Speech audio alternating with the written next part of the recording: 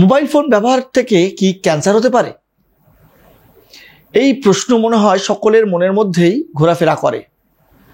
আদৌ এই mobile phone ব্যবহারের ফলে কি ব্রেন টিউমার হওয়ার সম্ভাবনা থাকে? আজকে আমরা এই সব নিয়েই আলোচনা করতে পাশে পেয়েছি ঠাকুরপুকুর ক্যান্সার হসপিটালের ক্যান্সার সার্জন ডক্টর মৈনাক চক্রবর্তীকে। নমস্কার, আমার নাম ডক্টর মৈনাক চক্রবর্তী।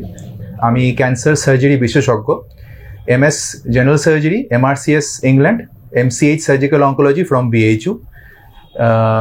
আমি এখন কারেন্টলি ঠাকুরপুকুর ক্যান্সার হাসপাতাল, যেটা সরোজগুপ্ত ক্যান্সার রিসার্চ ইনস্টিটিউট, তার সঙ্গে যুক্ত as a consultant surgical oncologist. তার ছাড়াও আমি বেহালা এবং মুর্শিদাবাদ জেলায় প্র্যাকটিস করি। আজকের বিষয়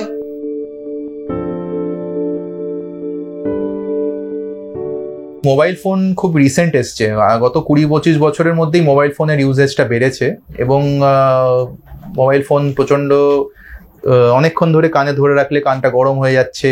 অনেকে বলে যে বেশি ফোন ধরে বেশি কথা বললে আপনার একটা ইলেকট্রোম্যাগনেটিক রেডিয়েশন আপনার কন্টিনিউয়াস, আপনি তার কন্ট্যাক্টে রাখছেন, আপনার মাথার ব্রেনের অনেক কাছে রাখছেন।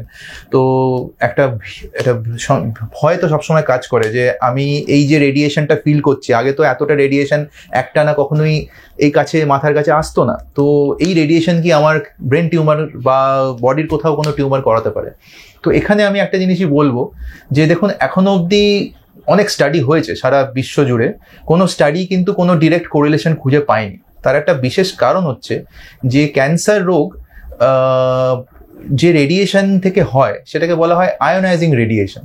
আয়োনাইজিং রেডিয়েশন যেমন এক্স-রে বা ধরুন যে রেডিয়েশন যেটা দেওয়া হয় টিউমার মারার জন্য, সেইগুলো হচ্ছে কি একটা আয়োনাইজিং রেডিয়েশন, যেগুলো খুব ডেঞ্জারাস রেডিয়েশন, কারণ এগুলো ডিরেক্টলি ডিএনএ ড্যামেজ করতে পারে। আপনি যে রেডিয়েশনের কথা বলছেন সেটা হচ্ছে ইলেকট্রোম্যাগনেটিক রেডিয়েশন, যেমন ধরুন যেটা রেডিওর জন্য ওয়েভ যেটা, বা ধরুন আপনি খাবার গরম করছেন মাইক্রোওয়েভ, এগুলো হচ্ছে অন্য ধরনের রেডিয়েশন। এখন অবধি কোনো স্টাডি কিন্তু এই রেডিয়েশন আপনার ডিএনএ ড্যামেজ করছে এরকম কোনো স্টাডি খুঁজে পায়নি। তো এই ধারণা, আমার যতদূর ধারণা, যত রকমের স্টাডি হয়েছে সব পড়ে এই ধারণা সম্পূর্ণ ভুল। অত্যাধিক মোবাইল ফোন ব্রেন টিউমার করে না, মাইক্রোওয়েভে খাবার গরম করলে বডিতে টিউমার হয় না, এগুলো থেকে বেরিয়ে আসবেন।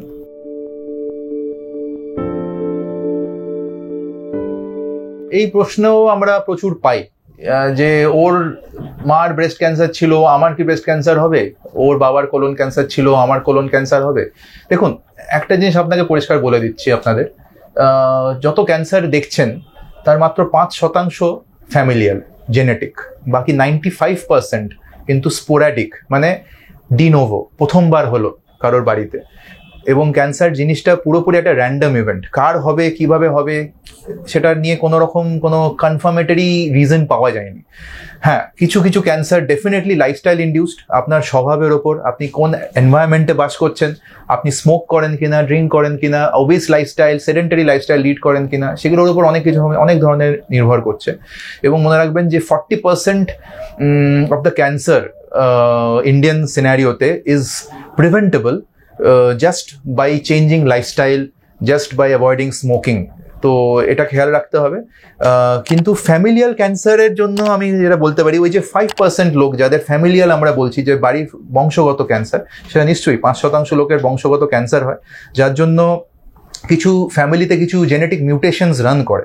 এবং সেই মিউটেশনের জন্য আমরা পরীক্ষা নিরীক্ষা করি। BRCA mutation for breast, ovary, RET mutation for thyroid, colon ক্যান্সারে কিছু মিউটেশনস আছে, যেগুলো আমরা জেনেটিক কাউন্সেলিং হয়, এবং সেই কাউন্সেলিংয়ে যদি সেই মিউটেশন ধরা পড়ে, তাহলে যেটা হয় যে তার বংশ পরম্পরায় তাদের বাচ্চা, তাদের জন্য আমরা আর্লি স্ক্রিনিংয়ের জন্য তারা চেষ্টা করি, যাতে তাদের মধ্যে, মনে রাখবেন, শুধু তাদের মধ্যেও যে সব বাচ্চাদের ক্যান্সার হবে তা নয়, তাদের মধ্যেও বোধহয় 1/4 মধ্যে ক্যান্সার হতে পারে, কিন্তু তাও সমস্ত বাচ্চাদের মধ্যে যার মধ্যে ওই মিউটেশন আছে তাদেরকে আর্লি স্ক্রিনিং, মানে ঘন ঘন তাদের পরীক্ষা করা, যে যে জায়গায় ক্যান্সার হতে পারে সেই জায়গায় পরীক্ষাগুলো করে দেখা, এবং তার জন্য একজন ক্যান্সার জেনেটিক কাউন্সিলরের সঙ্গে কথা বলা, বা একটা ক্যান্সার ইনস্টিটিউশন মানে ক্যান্সার হাসপাতালে এসে তার চিকিৎসা করালে সব থেকে আগে সুবিধা পাওয়া যায়।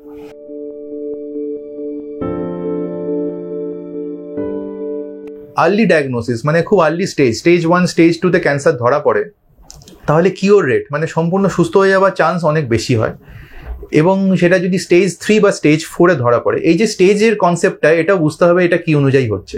যেখানে টিউমার হয়েছে তার খুব আর্লি স্টেজে আছে, মানে একদম প্রথম ধাপে ধরা পড়েছে তো স্টেজ 1, যেখানে টিউমার আছে সেই জায়গাতেই একটু অ্যাডভান্স স্টেজে ধরা পড়েছে তো স্টেজ 2, যদি রিজিয়নাল লিম্ফ নোডস যে ছড়িয়ে পড়েছে তাহলে মোটামুটি স্টেজ 3, আর যদি রিজিয়নাল লিম্ফ নোডের দূরে মানে অন্য কোনো অর্গানে ছড়িয়ে পড়েছে তাহলে স্টেজ 4। মোটামুটি এটাই সব জায়গায় হয়, কিছু 19-20 আছে।